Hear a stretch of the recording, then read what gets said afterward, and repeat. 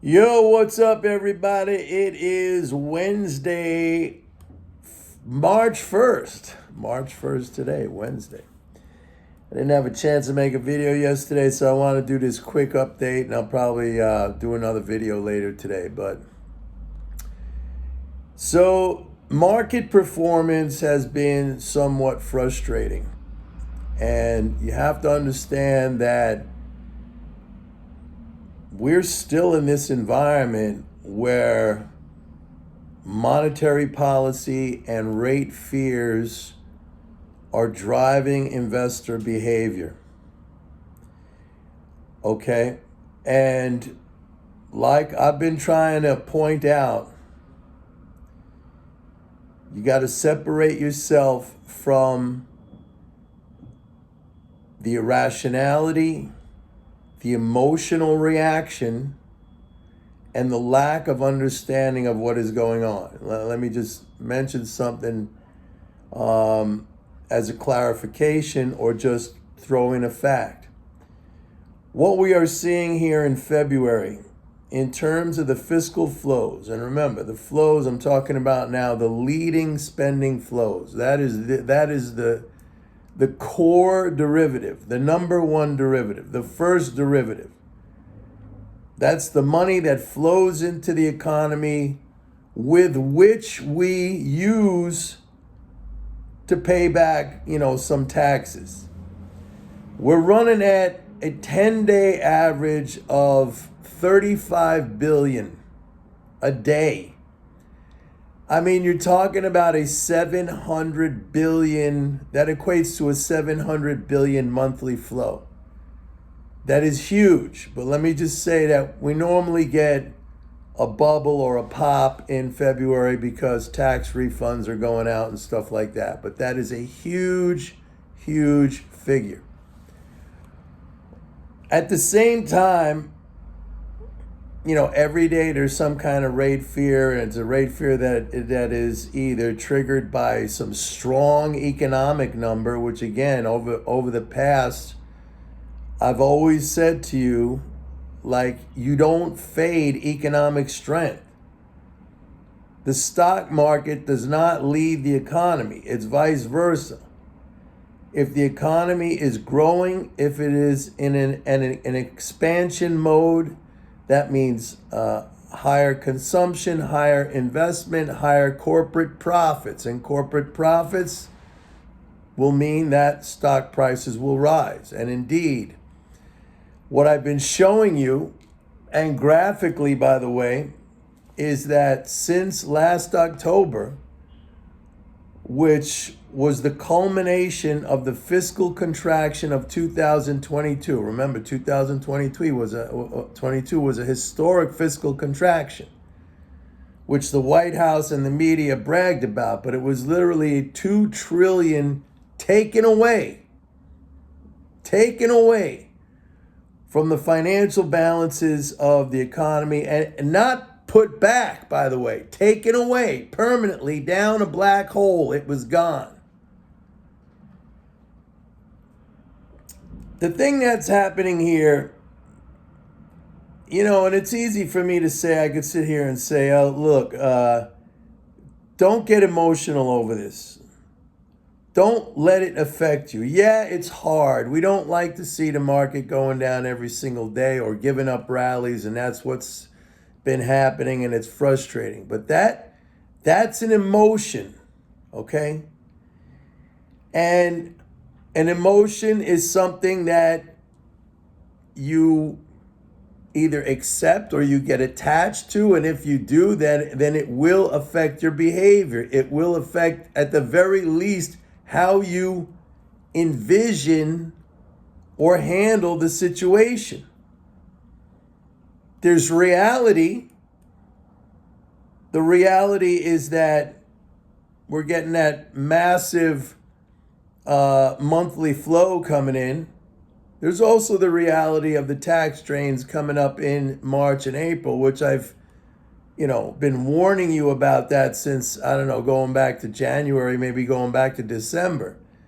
And I suspect that will add some additional negative pressure to the market.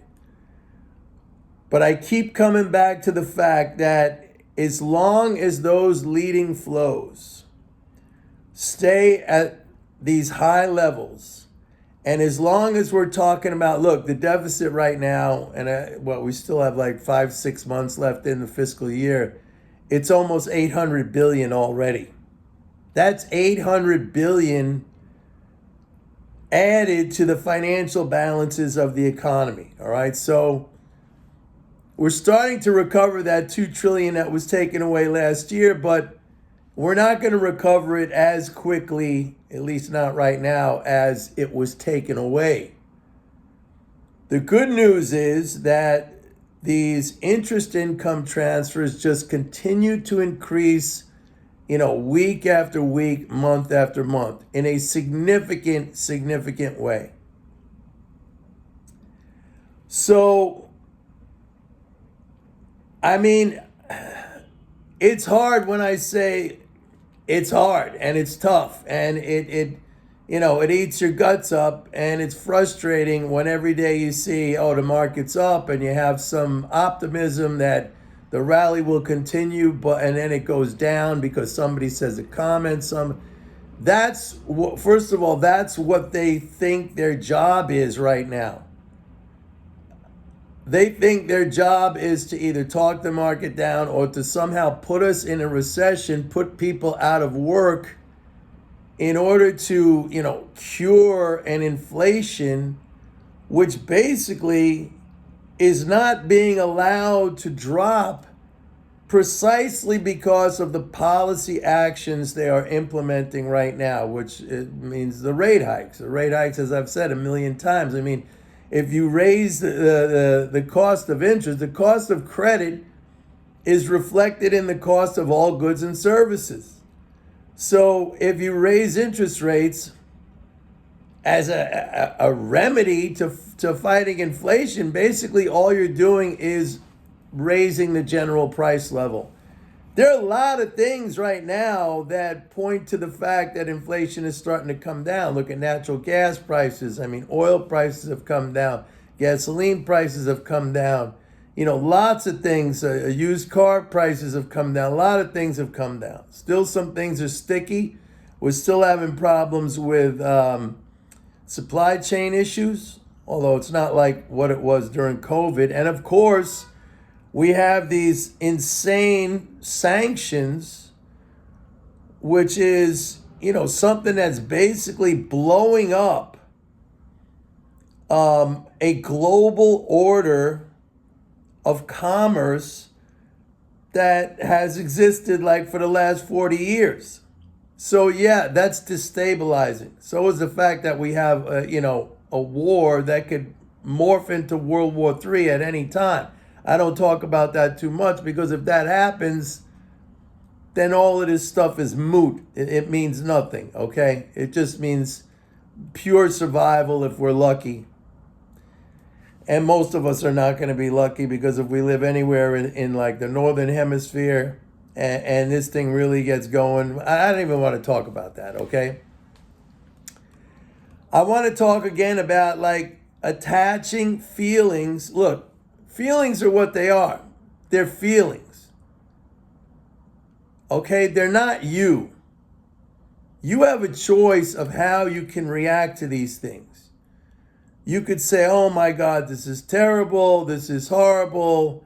The market was up. Now it's going down. Yesterday, even though the Dow took a hit, NASDAQ was not down that much. S&P was not down that much. It was still, if you look at this thing, like where we came from in October, we've recovered a lot of ground. At the same time, you have Germany at an all-time record high, France at an all-time record high, the FTSE, the UK index at an all-time record high. European bank stocks, by the way, are reacting very, very positively to the income additions that the ECB is now providing. Remember, for like 10 years or something, or 5 years, the ECB was imposing negative interest rates, which was just sucking capital out of these banks. Now they're putting it back in. The other thing I think it's important to realize in this country, in the United States, with the vast media, institutional media that we have, corporate media, there's just this kind of embedded negativity. And that's because, fear sells, negativity sells. And this is part of the problem. I mean, you don't have people out there, maybe other than myself, saying, hey, look, yeah, I see all the, the fear and the angst, but those are emotions that people allow themselves to have, which many times blocks them from seeing what the reality is, the actual reality, that these things I talk about, the leading flows, the fiscal support. Look, it could be better. I mean, instead of giving 150 billion to Ukraine, I mean, we could definitely use that money here in this country where infrastructure is collapsing, where, we could put it into alternative energy, the environment, education, health care, okay? These are political things. I don't really get into the political aspects, and I've said it like a million times. I'm not the guy in control. All I'm doing here is to try to help you guys make money. And, in my last couple of videos, I kept saying it all comes from up here. And me saying it's not easy, I hate when people say that. Like, if you're going through something hard and they're trying to help you, and they just give you that line like, oh, it's not easy. It's hard. It's not easy. You'll get through it, but it's not easy. That, I know that doesn't really help. You don't want to hear that. It's human nature. You want something like right now to make me feel better. I know I do. Like, you want something right now to make you feel better. Hopefully something, positive. The only thing that really helps me is exercise, which I'm going to go again in a few minutes. But I'm telling you guys, I'm begging you guys, listen to what I am saying. I'll be the first one to tell you when things have switched around. When, like the debt ceiling in June, if it goes into like an austerity situation, I will tell you, I'm not going to sugarcoat it. I will tell you, that's it. They're doing austerity and the economy is going to go into deep, deep recession, which we probably won't recover from for a long time, at least until automatic stabilizers get to the point where they at least stop the contraction. And by then, lots and lots of people are going to be hurting. I don't think that's going to happen. I think they're going to end up like they always do at the 11th hour coming up with something. But don't think I'm going to sit here. Don't think I'm always going to tell you the truth. At least how I see it and based on what I know works and what I know is reality. And I understand if you say, well, this is tough, man. I understand that, but just realize that's an emotion. And I talked about attachments. Attachments cause suffering. If you attach yourself to an emotion does not encompass or does not describe the full reality of the picture of what's going on. So it's like any kind of physical training. I mean, you got to work on it. You got to train on your mind to realize. I mean, feel the emotion. I'm not saying, you can't feel it or there's some magic way to put it out of your head. Yeah, it sucks. I've been doing this a long time. And it pisses me off when I see things like this, these reactions that are just irrational and based on complete lack of understanding. And what makes it even worse is I know that our our leaders, our policymakers are, they're all in on this.